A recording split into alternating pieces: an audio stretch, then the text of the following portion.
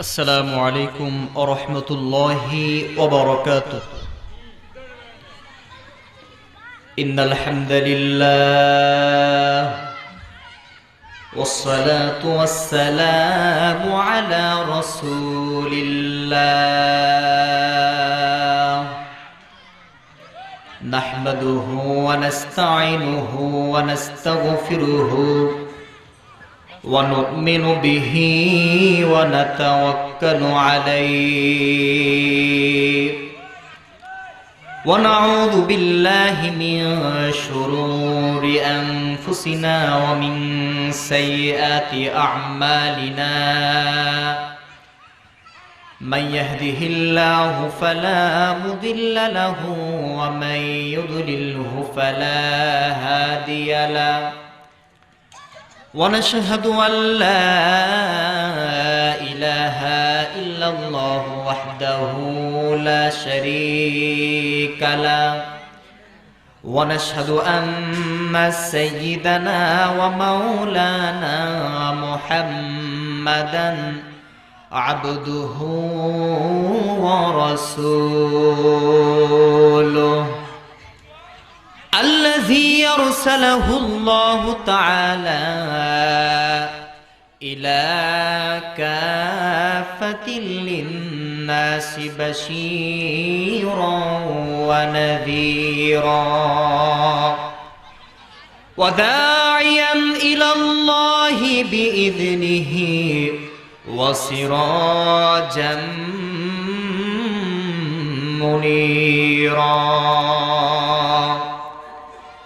فقد قال الله تعالى في كلامه المجيد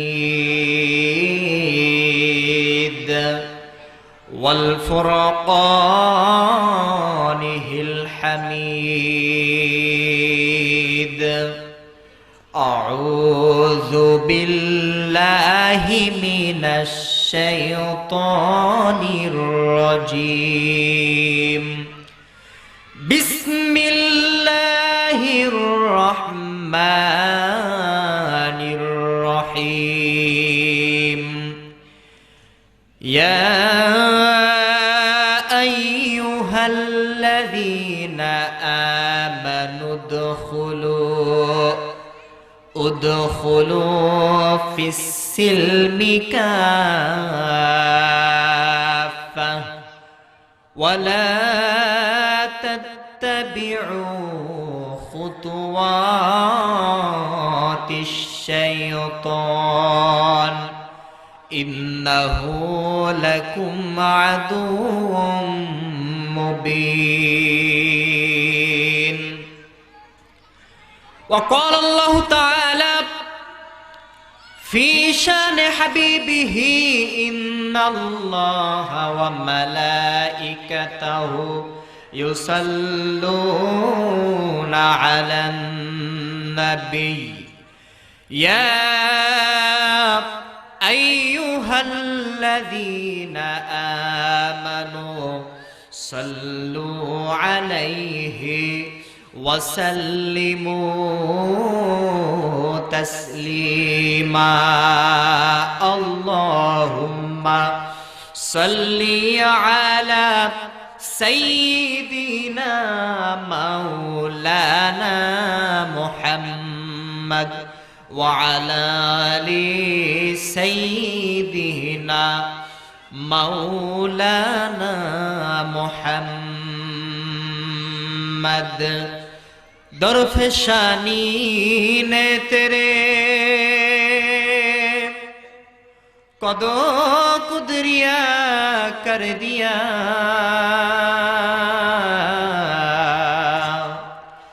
دل کو روشن کر دیا آنکھوں کو بھینا کر دیا قد نہ ہنسے جو رہ پر غیروں کے ہادی بن گئی کیا نظر تھی جس نے مردوں को मसीहा कर दिया। अल्लाहुम्मा सल्ली अला सय्यिदीना मौलाना मुहम्मद व अला आलि सय्यिदीना मौलाना मुहम्मद बलगल उला बिकमालिही कशफत तुजा बिजमालिही हसनत जमीउ खुसालिही सल्लु अलैहि व आलिहि। अल्हम्दुलिल्लाह इन्नल हम्दुलिल्लाह वस्सलातु वस्सलामु अला रसूलिल्लाह। समस्त प्रशंसा महान আল্লাহ সুবহানাহু ওয়া তাআলার নামে, যে আল্লাহ সুবহানাহু ওয়া তাআলা পবিত্র আজকের এই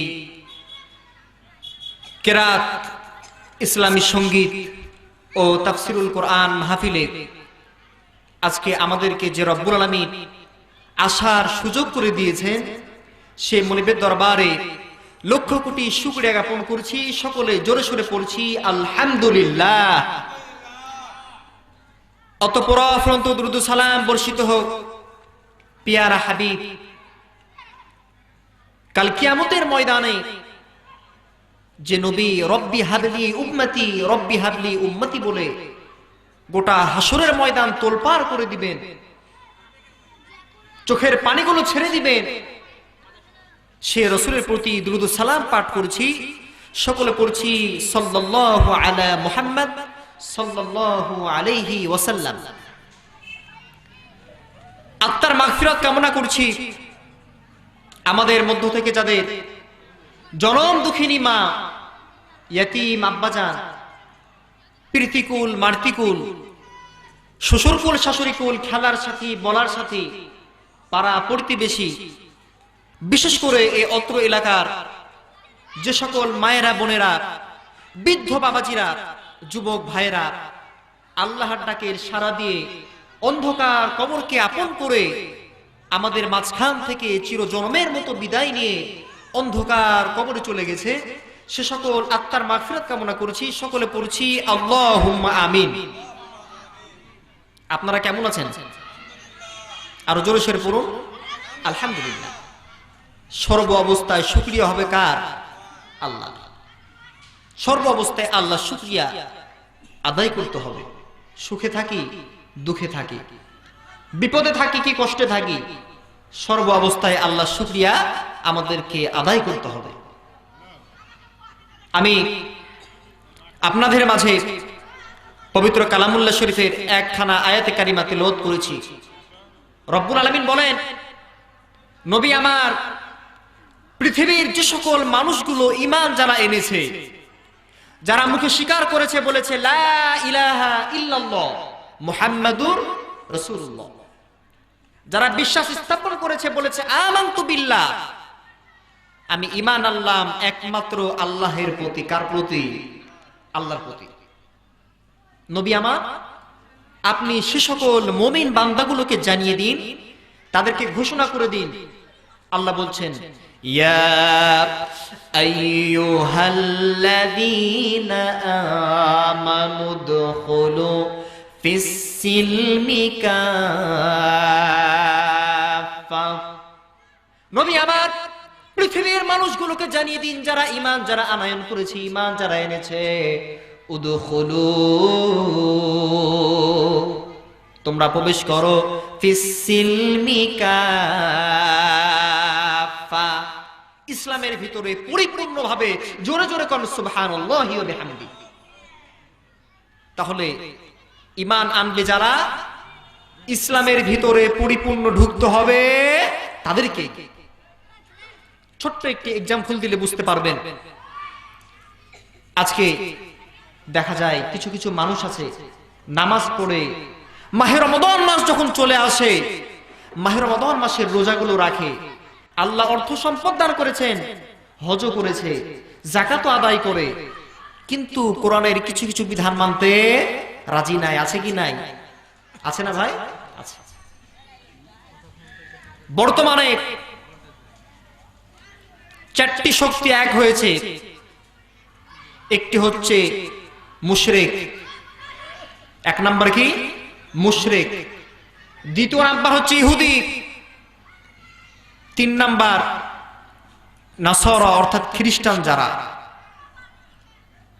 তারা চক্রান্ত করে আর মুসলমানদের ভিতরে বাস্তবায়ন করে আমাদের মতো কিছু মুসলমান নামধারী মুনাফিক। তারা বাস্তবায়ন করে, তারা মুখে বলে আমরা ঈমান এনেছি, তারা বলে নবী আমার আমি তো আপনাদের মতোই, আমি ঈমানদার, কিন্তু আল্লাহর ভাষায় আল্লাহ রাব্বুল আমিন ডাক দিয়ে বলছেন নবী আমার এই লোকগুলোকে আপনি চিনে রাখুন, এরা বলছে ঈমানদার কিন্তু আসলে এরা মুমিন না। ওমা হুম বিমুমিনিন, এরা হচ্ছে কি? মুমিন না, এরা হচ্ছে মুনাফিক। তারা মনে করে ইখাদিউনাল্লাহ, তারা মনে করে আমরা ধোঁকা দিচ্ছি আল্লাহকে। ধোঁকা কাকে দিচ্ছি? আল্লাহকে। ওয়াল্লাযীনা আমানু, মুমিনদেরকে ধোঁকা দিচ্ছি। কিন্তু আল্লাহ রাব্বুল আমিন ডাক দিয়ে বললেন নবী আমার তারা আমাকেও ধোঁকা দেয় না, ঈমানদার যারা তাদেরকেও ধোঁকা দেয় না, তারা ধোঁকা দেয় নিজেদেরকে। তারা ধোঁকা দেয় কাদেরকে ভাই? নিজেদেরকে ধোঁকা দেয়। আল্লাহ রাব্বুল আমিন ডাক দিয়ে বললেন নবী আমার পৃথিবীর মানুষগুলোকে আপনি জানিয়ে দিন ঈমান যারা আনবে পরিপূর্ণ ইসলামের ভিতরে দাখিল হবে প্রত্যেকটি জিনিস মানতে হবে। ইসলাম এমন একটি জিনিস, এমন কোন সাইড নাই যে সাইডগুলো আল্লাহ রাব্বুল আমিন বলে দেন নাই। প্রত্যেকটি সাইড কোরআনের ভিতরে, প্রত্যেকটি সাইড হাদিসের ভিতরে আল্লাহ রাব্বুল আমিন বর্ণনা করে দিয়েছেন। ডাক দিয়ে বললেন নবী আমার ঈমান যারা আনবে তাদের 2টি ডিউটি হচ্ছে। 1 নাম্বার ডিউটি হচ্ছে তা'মুরুনা বিল মা'রুফ ওয়া তানহাউনা আনিল মুনকার।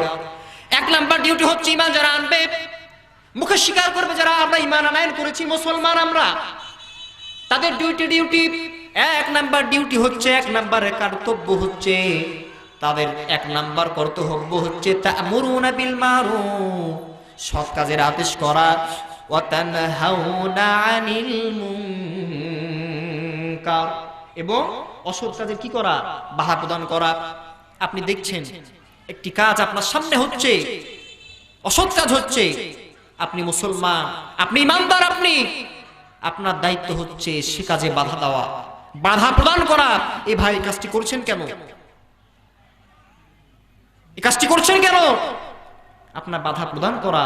আপনি ঈমানদার, আপনার ঈমানদারের ডিউটি হচ্ছে 1 নাম্বার সৎ কাজের আদেশ করা, অসৎ কাজের নিষেধ করা। আজকে আমরা অনেক সময় নামাজ পড়ি, রোজা রাখি, কিন্তু সমাজে কি হচ্ছে না হচ্ছে এগুলো দেখি না। ইসলাম পরিপূর্ণ বিধান আল্লাহ রাব্বুল আমিন জানিয়ে দিয়েছেন। প্রশ্ন হতে পারে হুজুর ইসলামের ভিতরে, কোরআনের ভিতরে মানুষ সম্পর্কে, মানুষের জীবন সম্পর্কে কোনো কিছু আছে কিনা? আল্লাহ রাব্বুল আমিন ডাক দিয়ে বললেন নবী আমার মানুষ সম্পর্কে শুধু আয়াতই না, আমি আল্লাহ রাব্বুল আমিন ছোট্ট একটি সূরা নাজিল করে দিয়েছি, সূরাতুন নাস। নাস মানে হচ্ছে মানুষ, নাস মানে হচ্ছে ইনসান। নাস মানে কি ভাই? ইনসান। নাস মানে হচ্ছে মানুষ। আপনাদের প্রশ্ন হতে পারে হুজুর সবচাইতে ছোট্টতম পিপিলিকা ক্ষুদ্র প্রাণী, তার নামে কোনো সূরা আছে কিনা, তার নামে কোনো আয়াত নাজিল হয়েছে কিনা? আল্লাহ রাব্বুল আমিন ডাকতে বললেন নবী আমার পৃথিবীর মানুষগুলোকে আপনি জানিয়ে দিন কোনো আয়াত না। আমি আল্লাহ রাব্বুল আমিন 19 নাম্বার পারায় ছোট্ট ক্ষুদ্রতম প্রাণী পিপিলিকার নামে একটি সূরা নাজিল করেছি, সূরাতুন নামল। আমি একটি সূরা নাজিল করেছি। সুবহানাল্লাহ বলবেন না? আজকে বলেন না, আগামী 21শে ফেব্রুয়ারি আমি কি ভুলিতে পারি, ছুটির দিন আছে, বাসায় যে ভাবিদেরকে সঙ্গে করে একসাথে বলবেন নাকি? জোরে বললেন সুবহানাল্লাহ। সূরাতুন নাম, ছোট্ট পিপিলিকা ক্ষুদ্রতম প্রাণীর নামে আল্লাহ রাব্বুল আমিন সূরা নাজিল করে দিয়েছে। সব বিষয়ে আল্লাহ কোরআনের কারিমের ভিতরে জানিয়ে দিয়েছেন। অনেক মানুষ, এক লোক, আমি জিজ্ঞাসা করলাম ভাই আপনি নামাজ পড়েন, ভালো ভালো কথা বলেন, আপনি আয় ইনকাম কি করেন? জিজ্ঞাসা করলাম। লোকটি ডাক দিয়ে বলল, হুজুর, আমার বাপের সম্পত্তি পেয়েছিলাম, কিছু সম্পত্তি বেচেছি, যা টাকা পেয়েছি এই টাকাগুলো জিপিওতে রেখেছি, মাসে মাসে কিছু লাভ পাই, ওই খাই আর আল্লাহ বিল্লাহ করি। আছে না সমাজের কোনো লোক আছে না কিছু? সুদ খায়। কি খায়? সুদ খায়, ঘুষ খায়। আচ্ছা আপনারাই বলেন, কেউ যদি সুদ খায়, এই সুদ খাওয়ার পরে সে টাকা দিয়ে যদি সারা জীবন যদি ইবাদত করে আর ৭০ বার যদি হজ যদি আদায় করে, তার ইবাদত কবুল হবে? কবুল হবে না, কবুল হবে না ইবাদত। ঈমান আনতে হবে পরিপূর্ণ হবে। বিশ্ব নবী, দয়ার নবী, মায়ের নবী জনাব মুহাম্মদুর রাসূলুল্লাহ সাল্লাল্লাহু আলাইহি সাল্লাম বলেন, ও আমার সাহাবীরা, আমার জন্মের ৭০ বছর পূর্বের ঘটনা। সে সময় একজন বাদশা ছিলেন, একজন রাজা ছিলেন। রাজার দরবারে একজন বৃদ্ধা, একজন মনীষী ছিল, জাদুকর ছিল, বয়স হয়ে গিয়েছিল। জাদুকরটি অনেক বয়বৃদ্ধ হয়ে যাওয়ার কারণে বাদশার কাছে চলে গেলেন, ডাক দিয়ে বললেন, জনাব, আমার মনে হয় পৃথিবীর বুকে আমি বেশি দিন বাঁচব না, একটি যুবক মেধাবী ছেলে আমাকে এনে দিন, আমি তাকে জাদুবিদ্যা শিখাবো। রাজা ডাক দিয়ে বললেন, ঠিক আছে। ঢোল পিটিয়ে দেওয়া হলো, গোটা এলাকায় খবর দেওয়া হয়ে গেল। একজন ছোট্ট বাচ্চা, শৈশবকালের বাচ্চা, নাম হচ্ছে আব্দুল্লাহ ইবনে তামুর নাম। আব্দুল্লাহ ইবনে তামুর নামের এক বালককে ডেকে নিয়ে আসলেন। বাদশা নিয়ে গেলেন বয়বৃদ্ধ জাদুকরের কাছে।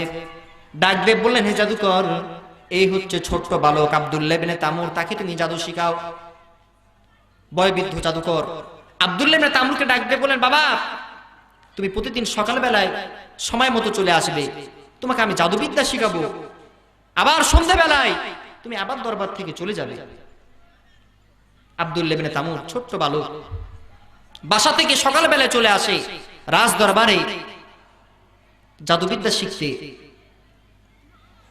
জাদুবিদ্যা যখন শিখা হয়ে যায়, সন্ধ্যাবেলায় আবার বাসার দিকে রওনা দিয়ে দেয়।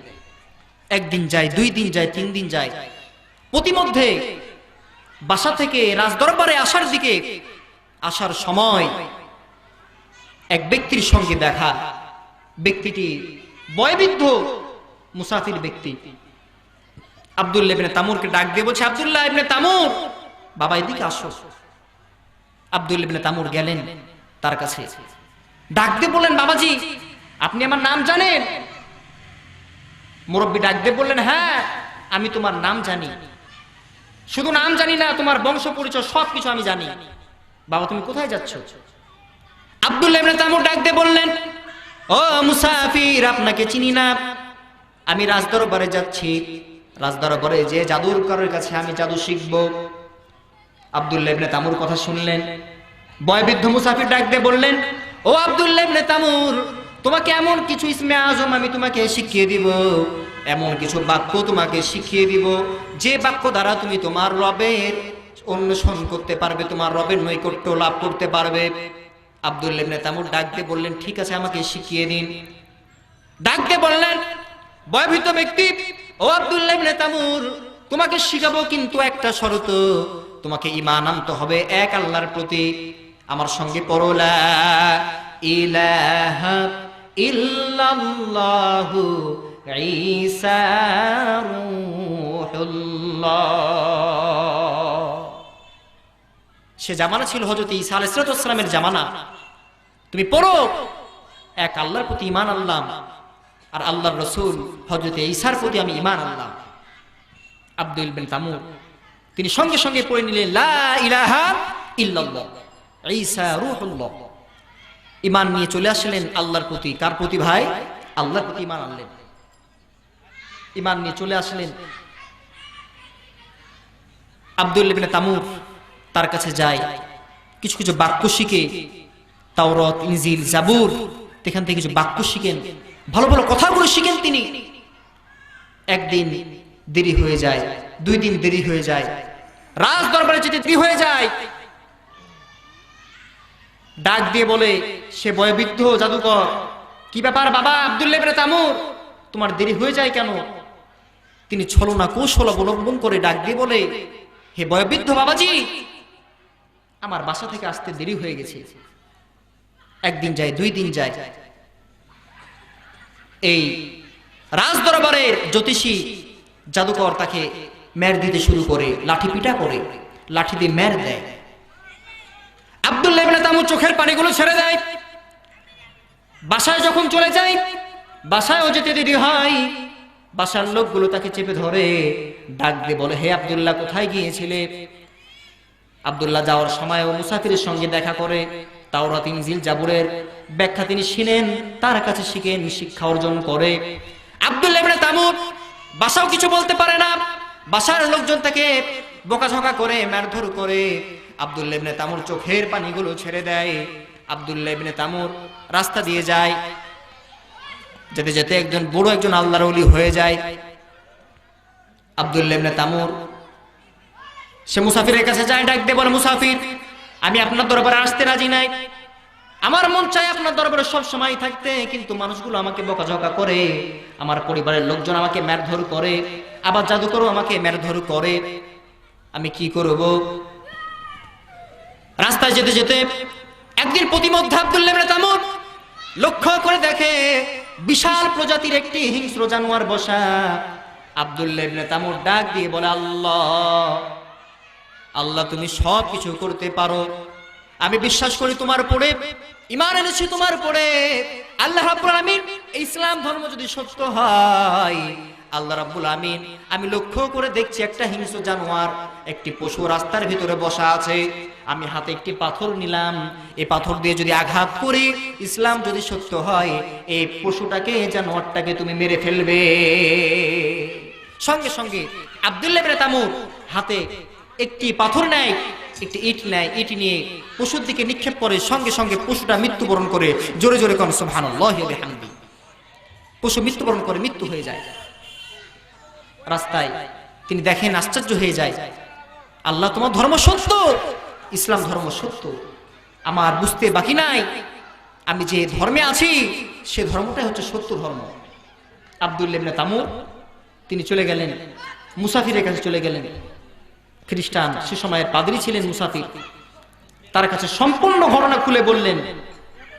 তিনি শোনার পরে ডাক দিয়ে বললেন, হে আব্দুল্লাহ ইবনে তামুর, তুমি যা করেছো, তুমি ঈমান এনেছো আল্লাহর প্রতি, তুমি তো একজন বড় পর্যায়ের একজন জ্ঞানী ব্যক্তি হয়ে গেছো, তোমার মহিমা অনেক বড় হয়ে গেছে, কিন্তু তোমার উপরে অনেক নির্যাতন নিপীড়ন আসবে, কিন্তু কখনো তুমি আমার নাম কারোর সামনে বলবে না, আমার সামনে, কারো সামনে আমার নাম বলবে না। আব্দুল্লাহ ইবনে তামুর চলে গেলেন। তার কাছে লোকজন আসতে শুরু হয়ে গেল। অন্ধ ব্যক্তি যদি আব্দুল্লাহ ইবনে তামুরের কাছে আসতেন, আব্দুল্লাহ ইবনে তামুর দোয়া করতেন তার জন্য, মুস্তাজাবুদ দাওয়া, তার দোয়া আল্লাহ কবুল করে নিতেন। অন্ধ ব্যক্তি, অন্ধত্ব আল্লাহ রাব্বুল আমিন তার দোয়ার বদৌলতে ভালো করে দিতেন। কুষ্ঠরোগী ব্যক্তি যদি কোনো সময় কুষ্ঠ রোগ যদি হয়ে যেত, আব্দুল্লাহ ইবনে তামুর কাছে গেলে আব্দুল্লাহ ইবনে তামুর তার জন্য দোয়া করতেন, আল্লাহ রাব্বুল আমিন তার দোয়াটা কবুল করে নিতেন। জোরে জোরে কোন সুবহানাল্লাহ। একদিন, 2 দিন, 3 দিন, দিন যত যায় তার প্রচার প্রসার দিন দিন বেড়ে যায়। রাজার দরবারের একজন কর্মচারী ছিল, তার দরবারের কর্মচারী, তিনি অন্ধ হয়ে গেছিলেন। শুনতে পেলেন অমুক এলাকায় একটি ছোট্ট বাচ্চা আছে, নাম হচ্ছে আব্দুল্লাহ ইবনে তামুর, তিনি যদি দোয়া করে তাহলে মানুষের সব বিপদ আপদ থেকে তিনি উদ্ধার করতে পারেন। আব্দুল্লাহ ইবনে তামুর কাছে চলে গেলেন, ডাক দিয়ে বললেন, আব্দুল্লাহ ইবনে তামুর, লক্ষ্য করে দেখো, আজ থেকে বহুদিন পূর্বে আমার 2 চোখ অন্ধ হয়ে গেছে। হে আব্দুল্লাহ ইবনে তামুর, আমার জন্য তুমি দোয়া করো, আল্লাহ রাব্বুল আমিন যেন আমাকে ভালো যেন করে দেয়, সৃষ্টিকর্তা যেন ভালো করে দেয়, আমার চোখ যেন আমরা ফিরে পাই। আব্দুল্লাহ ইবনে তামুর ডাক দিয়ে বললেন, ও বাদশাহ দরবারের কর্মচারী, আপনার জন্য দোয়া করব, কিন্তু শর্ত হচ্ছে একটি, আপনি যদি ঈমান যদি আনয়ন করেন তাহলে আমি আপনার জন্য দোয়া করব, আপনি আগে ঈমান আনতে হবে। আব্দুল্লাহ ইবনে তামুরের শর্ত অনুযায়ী ওই রাজকর্মচারী ঈমান আনলেন, বললেন লা ইলাহা ইল্লাল্লাহু ঈসা রূহুল্লাহ। ঈমান আনলেন, রাজকর্মচারী ঈমান নিয়ে আসলেন। ঈমান নিয়ে তিনি ধর্ম ত্যাগ করে তিনি খ্রিস্টান ধর্ম গ্রহণ করলেন। তিনি এক আল্লাহর প্রতি ঈমান আনলেন। আব্দুল্লাহ ইবনে তামুর তার জন্য দোয়া করলেন। আল্লাহ রাব্বুল আমিন দোয়াটা কবুল করে নিল। জোরে জোরে কোন সুবহানাল্লাহ। দোয়া কবুল করার মালিক কে? আল্লাহ। কথায় কথা বাড়ে। একজন হিন্দু ব্যক্তি অথবা মুশরিক পূজা করে সনাম মূর্তির পূজা করে 1 বছর 2 বছর নয়, 3 বছর নয়, 70 বছর ডাক দিয়ে বলে ইয়া সনাম, ইয়া সনাম, ইয়া সনাম। হঠাৎ করে একদিন মুখ থেকে বেরিয়ে গেছে ইয়া সমাদ, মুখ থেকে বেরিয়ে গেছে, সঙ্গে সঙ্গে গায়ের থেকে আওয়াজ হয়ে গেল ও আমার বান্দা লাব্বাইক। ওই ব্যক্তি ডাক দিয়ে বলে হায় রে হায়, 70 বছর জীবনটা ইয়া সনাম বলে জীবনটা পার করে দিলাম, কিন্তু আজ মুখ থেকে বেরিয়ে গেছে ইয়া সমাদ। সমাদ মানে কি? আল্লাহ এক। সমাদ মানে কি ভাই? আল্লাহ এক। মুখ থেকে বেরিয়ে গেছে সমাদ, আর গায়ের থেকে আওয়াজ হয়ে গেছে কে? আমি তো হাজির বান্দা। 70 বছর ইবাদত করলাম সনাম বলে, কিন্তু কারো ডাক শুনি নাই। আজকে সমাদ বলে ডাক দিয়েছি একবার, কে বললো? আমার ডাকের সাড়া দিল কে? তিনি চলে গেলেন, সে সময়ের বিখ্যাত আল্লাহর ওলির কাছে চলে গেলেন। ডাক দিয়ে বললেন, ঘটনা খুলে বললেন। ডাক দিয়ে বললেন, হো মুশরিক, তুমি আল্লাহর প্রতি ঈমান আনো, আল্লাহ তোমার ডাকে সাড়া দিয়েছে। জোরে জোরে কোন সুবহানাল্লাহ। আল্লাহকে ডাকলে পাওয়া যায়, ডাকের মতো ডাকলে কি হয়? পাওয়া যায় না আল্লাহকে? আমরা তো ডাকতে পারি না, আমরা ডাকতে পারি না আল্লাহকে। আল্লাহকে যদি আমরা মন প্রাণ দিয়ে আল্লাহকে যদি ডাকতে পারি, তাহলে আল্লাহ আমাদের ডাকে সাড়া দিবে। আগে ডাকতে হবে আল্লাহকে। আল্লাহ রাব্বুল আলামিন পবিত্র কালামুল্লাহ শরীফ 2 নাম্বার পারা ঘোষণা দিচ্ছেন, ফাযকুরুনি আযকুরুকুম ওয়াশকুরুলি ওয়ালা তাকফুরুন। হে বান্দারা, তোমরা আমাকে স্মরণ করো, আর আমি আল্লাহ আমাকে যদি স্মরণ করো, আমিও তোমাদেরকে স্মরণ করব। জোরে জোরে কোন সুবহানাল্লাহি ওয়া বিহামদি। আব্দুল্লাহ ইবনে তামুর বিখ্যাত হয়ে গেলেন। সে ব্যক্তিকে ডাক দিয়ে বললেন আপনি ঈমান আনেন। তিনি ঈমান আনলেন। রাজকর্মচারী ঈমান আনলেন, তার জন্য দোয়া করলেন আব্দুল্লাহ ইবনে তামুর। আল্লাহ রাব্বুল আমিন তার দোয়াটা কবুল করে তার চক্ষে ফিরিয়ে দিলেন।